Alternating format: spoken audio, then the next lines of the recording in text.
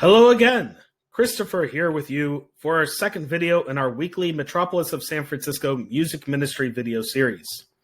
For this video, we want to continue to explore the series of hymns that represent the high point of our Sunday Orthros service, the Eothinon Doxastikon. This week, we are on to our fourth Eothinon Doxastikon, which is, of course, a poetic annotation of the fourth Eothinon Gospel. This comes to us from Luke chapter 24, verses 1 through 12, and is as follows. On the first day of the week at early dawn, the woman went to the tomb, taking the spices which they had prepared. And they found the stone rolled away from the tomb.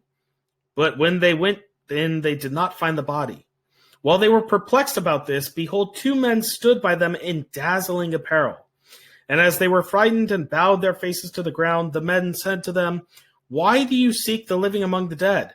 Remember how he told you while he was still in Galilee, that the Son of Man must be delivered into the hands of sinful men, and be crucified, and on the third day rise." And they remembered his words, and returning from the tomb, they told all this to the 11 and to all the rest. Now it was Mary Magdalene and Joanna and Mary, the mother of James, and the other women with them, who told this to the apostles. But these words to them seemed an idle tale, and they did not believe them. But Peter rose and ran to the tomb, stooping and looking in. He saw the linen cloths by themselves, and he went home wondering at what had happened. Now, certainly there are many important points in this reading worth taking note of. The immense spiritual faith and steadfastness of the myrrh-bearing women, the anxiety of the women and the disciples whom, despite Christ's telling of his resurrection, were still filled with disbelief. And, of course, Peter running to the tomb to see for himself. Now let's have a look at the text of the Doxastikon that we'll chant, a translation by the Holy Transfiguration Monastery. It was very early in the morning when the women came unto thy sepulchre, O Christ, but thy body, which was precious to them, was not found. Wherefore, as they were much perplexed, men in shining garments stood by them and said, Why seek ye the living among the dead? He is risen as he foretold. Why have ye forgotten his words? Being persuaded by them, the women proclaimed the things they had seen, but their glad tidings seemed as idle tales, for the disciples were yet without understanding. But Peter ran forth, and when he saw thy wonders, he glorified them within himself. Okay, so more or less, it's a retelling of the gospel reading that we would have heard earlier in the service with some explanation and elaboration. Now, if we look at the music, it is the fourth Eothinon Doxastikon, which is in the fourth mode. And before we continue, we need to have a brief conversation about fourth mode. Fourth mode has a lot of different forms depending on what kind of rhythm we are chanting for a particular part of a service, or depending on whether we use a slow melody or a quick melody. Or if, for instance, we're chanting a canon or other things, etc. One thing we can certainly say is that fourth mode does not mean that every hymn that says fourth mode sounds and can be chanted the same exact way. In a future video, we can unpack fourth mode a bit more and talk about the different ways we encounter it in our services. For our Doxastikon this weekend, we are going to use the sticheratic form of fourth mode, which is based on Pa and uses the diatonic scale. Now let's pause on that for a moment. We have other modes that are based on Pa and use the diatonic scale. First mode and plagal first mode, which we've seen in earlier videos. So how do we, again, know the difference? It always comes back to the theses of the music, how the melody moves through the scale, its cadences and its structural notes. So we'll explore that here as we go through the music. Looking at the score by Papa Ephraim of St. Anthony's Monastery, we're going to see our designation for fourth mode, the stylized delta for the number 4 in Greek, and then we're going to see Pa and then the diatonic thora of Pa. Being a Doxastikon, we're going to begin with Glory to the Father, and we'll notice that the melody actually revolves around Vu, or E if you're looking at the staff. And then it's going to ultimately end on a very standard first mode cadence on Pa, on the words to the Son. And then the phrase and to the Holy Spirit is also a Pa cadence. But if you notice this Vu Ni Ga movement right before the Pa, if you look here on Holy, that particular movement is characteristic of the fourth mode and wouldn't really be seen in other diatonic modes. We'll see this figure later in our piece, so keep that in mind. But suffice to say, this is a telltale sign that what we are chanting is in the fourth mode and not one of the other diatonic modes. We begin with some very immediate text painting on a descent to a low thee. It was very early, as you can see here in both the staff and Byzantine notation, evoking a sense of it being dark and the very deepest time of dawn. And then we immediately jump up to Vu. And then at the end of the phrase, land on Vu again.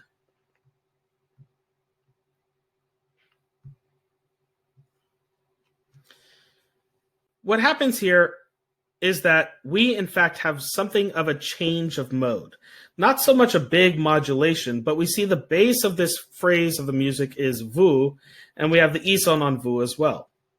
This tells us, in fact, we are in Legetos, which is the fourth mode based on Vu, which we can see lots of hymns. For example, our canon to the Theotokos. This is another characteristic of this kind of slow melody in fourth mode. Its tendency to move in and out of other fourth mode forms over the course of the piece. We, in fact, see this many times where the Eothinon will move back and forth between Vu and Pa, that E and D.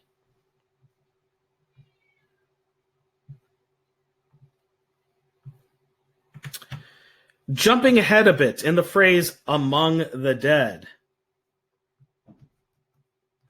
we see a hard chromatic thora, or modulation, for, once again, some text painting.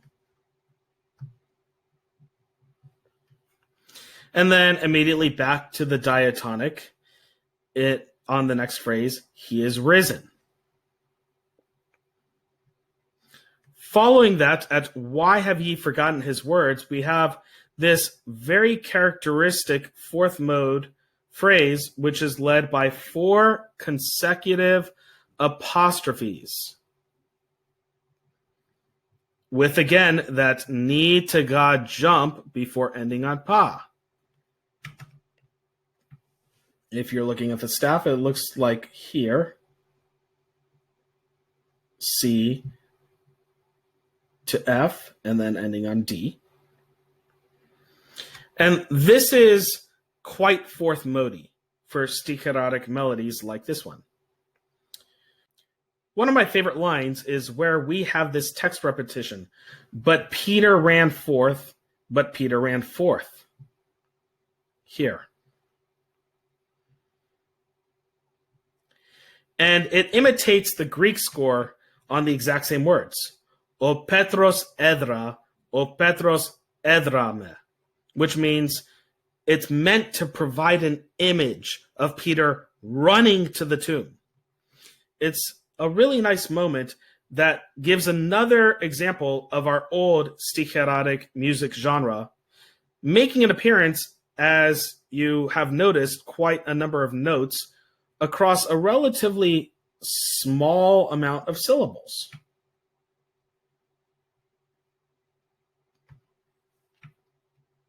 We then have one more modulation into the soft chromatic, adding a bit of mysterious feel to the idea of wonders, perhaps the idea of something inexplicable in human terms. And then finally, we come to the end of the piece, and it ends on the note vu, or e, and not pa. Remember, pa was the bass note of the piece. This is actually very common, and it's actually seldom that hymns in fourth mode sticheratic end on pa. This ending a note above the bass, in my opinion, lends a degree of mystery. When we note the text, we realize this moment in the story when Peter is seeing the empty tomb for himself, and he's trying to figure it all out, while the disciples have not yet seen the risen Lord. For Peter, the despair is turning into joy. All right, shall we give it a go? We'll begin with our fourth mode apikima, which is called Ayia. Ayia, glory to the Father and to the Son and to the Holy Spirit. It was very early in the morning when the women came unto thy sepulchre, O Christ. But thy body, which was precious to them, was not found. Wherefore,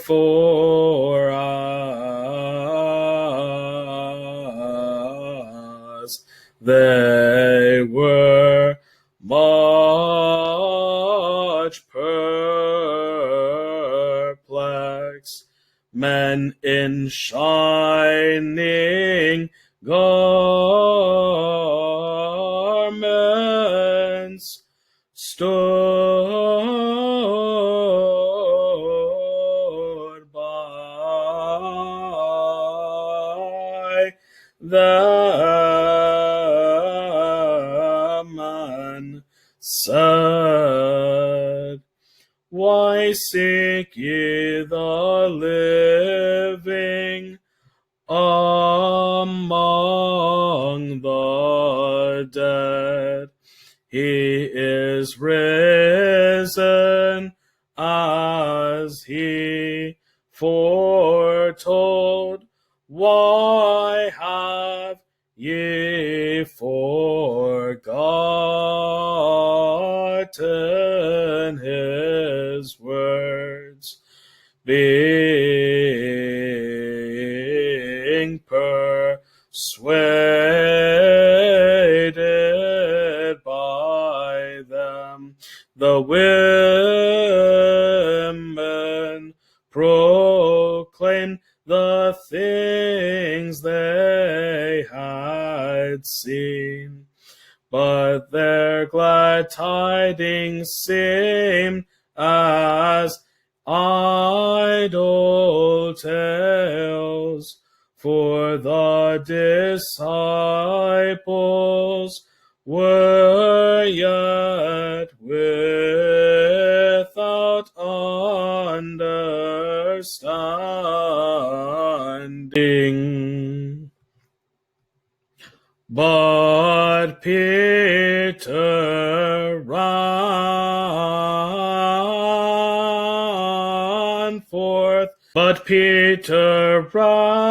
forth, and when he saw thy wonders, he glorified them within himself.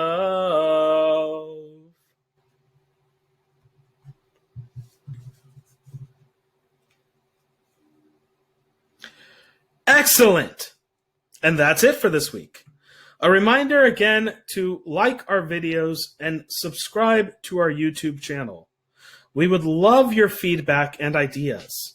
Please feel free to send us a message. Until next time.